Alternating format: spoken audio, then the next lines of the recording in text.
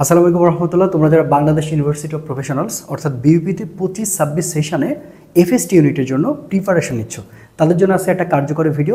আজকে পদার্থবিজ্ঞান প্রথম পত্র থেকে যে কয়টা টপিক বলে দিব 100% তুমি যদি এই কয়টা টপিক কভার করতে পারো এবং এই কয়টা টপিকের উপরেই তুমি যদি প্রস্তুতি গ্রহণ করো 100% তুমি কমন পাবা। 20টা যে কোশ্চেন আছে তার মধ্যে 20টা বা 18টা কোশ্চেন কমন পাবা। এখন আসলে এটা কেন এভাবে বলছি, কজ 7 বছরের একটা অ্যানালাইসিস তোমাদের সামনে নিয়ে আসবে এবং কোন কোন টপিকগুলো থেকে বারবার কোশ্চেন হয়েছে এবং কি কোশ্চেন হয়েছে সেই বিষয়গুলো আমরা একটু জানবো এবং আশা করতেছি তুমি যদি এই টপিকের সাথে আর কিছু টপিক অ্যাড করতে পারো 100% তোমার আর কোনো রকমের সমস্যা হবে না। এবং বিইউপিতে যে কোশ্চেনগুলো আসে সেগুলো কিন্তু খুব কঠিন আসছে, ব্যাপারটা এরকম নয়, কারণ এখানে ক্যালকুলেটর অ্যালাউ আছে এবং তুমি জাস্ট এই টপিকগুলো বারবার পড়লে ইনশাল্লাহ হয়ে যাবে। চলো তোমাদের দেখাই। প্রিয় শিক্ষার্থী, তোমরা জানো যে বিইউপিতে 20 মার্কের কোশ্চেন আছে।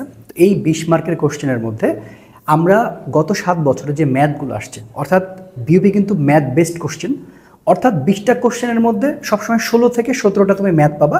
হয়তো হাইস্ট তুমি 2 থেকে 3টা থিওরি পেতে পারো বা 15।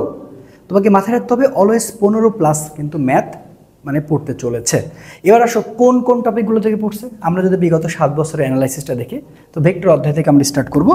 দেখো ভেক্টর অধ্যায় থেকে কয়েকটা টপিকে গত 7 বছরের কোশ্চেন আসছে, খেয়াল করে দেখো।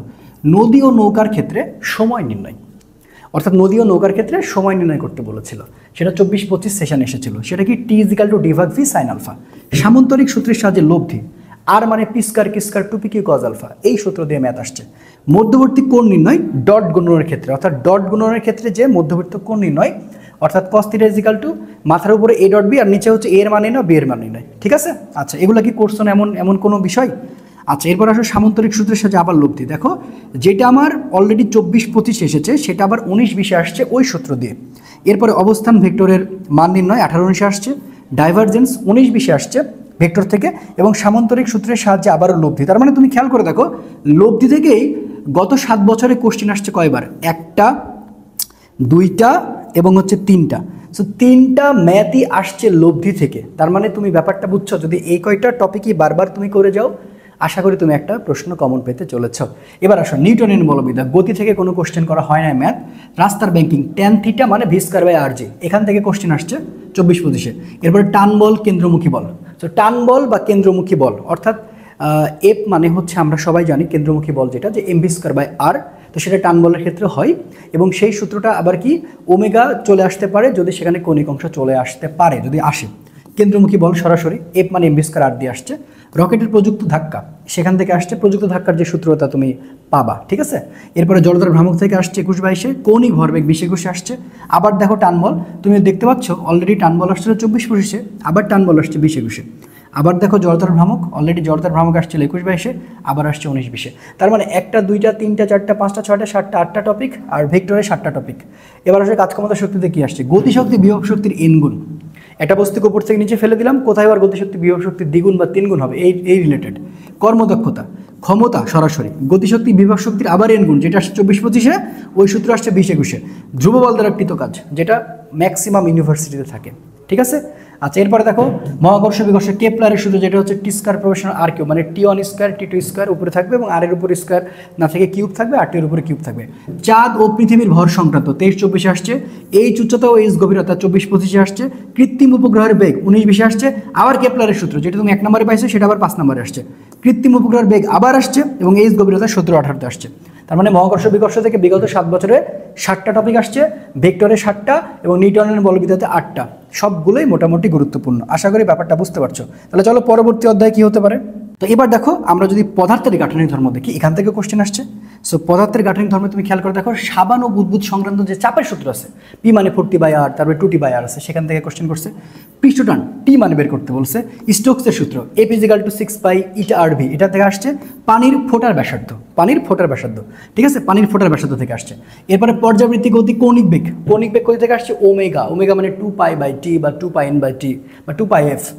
ঘড়ি স্লো আর ফাস্ট 23-24 সেশনে আসছে। আবার পর্যায়কাল নির্ণয় করতে বলছে, টি ইজিক্যাল টু 2π√L/g, সেটা আসছে দেখো। এবং ব্যাপকলনের সমীকরণ D square x/dt square plus omega square y equal to 0, সেখান থেকে কোশ্চেন আসছে। সর্বোচ্চ বেগ ভি ম্যাক্স মানে ওমেগা এ। পর্যায়কাল আবার পর্যায়কাল, তাহলে পর্যায়কাল তুমি খেয়াল করে দেখছো 22-23-এ আসছে, 18-19-এ আসছে। তরঙ্গ থেকে দশা পার্থক্য একবার 21-22, আবার 20-21, আর কিছু আসে নাই। আদর্শ গ্যাস, অণু বা পরমাণু গতিশক্তি, দ্য মোস্ট ইম্পর্টেন্ট টপিক আসবে বয়েলের সূত্র, চাপের সূত্র, মানে গ্যাসের যে সূত্রগুলো আছে আদর্শ গ্যাসের, বয়েল থেকে আসছে, চাপ থেকে আসছে, এবং মূল গড় বর্গবেগ যেটাকে আমরা বলি CRMS 3RT/m, এটা আসতে পারে, আরও কয়েকটা আছে, তো এটা হচ্ছে মেন সূত্র। তো তুমি ব্যাপারটা দেখছো, তার মানে আমরা যদি সবগুলো হিসাব করি গত 7 বছরে পদার্থবিজ্ঞান প্রথম পত্রে কয়টা টপিক থেকে কোশ্চেন হয়েছে, কয়টা টপিক, তাহলে আমরা একটু দেখি গুনি।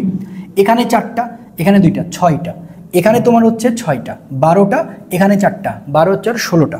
আচ্ছা, এবং আমরা যদি আগের স্লাইডটা একটু দেখি, তাহলে 16টা দেখছি, আর এখানে দেখো, তারপর এখানে দেখো 16, আর এখানে হচ্ছে 7, তাহলে 22 আর 23, এরপর হচ্ছে দেখো 23 আর 6 29, 29 আর 2 হচ্ছে 31, 31 আর 5 হচ্ছে তোমার 36, 36 আর 6 42, 43। তার মানে প্রথম পত্র পদার্থবিজ্ঞান প্রথম পত্র থেকে আমার টোটাল 43টা টপিক আসছে। তো এই 43টা টপিক যদি আমরা প্র্যাকটিস করি এবং 43টা টপিকের সাথে যদি আরও কিছু টপিক প্র্যাকটিস করে ম্যাথগুলো দেখে যাই, বিইউপির জন্য ইনাফ।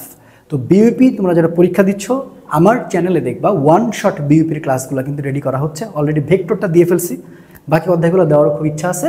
তোমরা যদি খুব ভালো রেসপন্স করো তাহলে আমি বিইউপির প্রত্যেকটা অধ্যায় নিয়েই ভিডিও বানানোর চেষ্টা করব।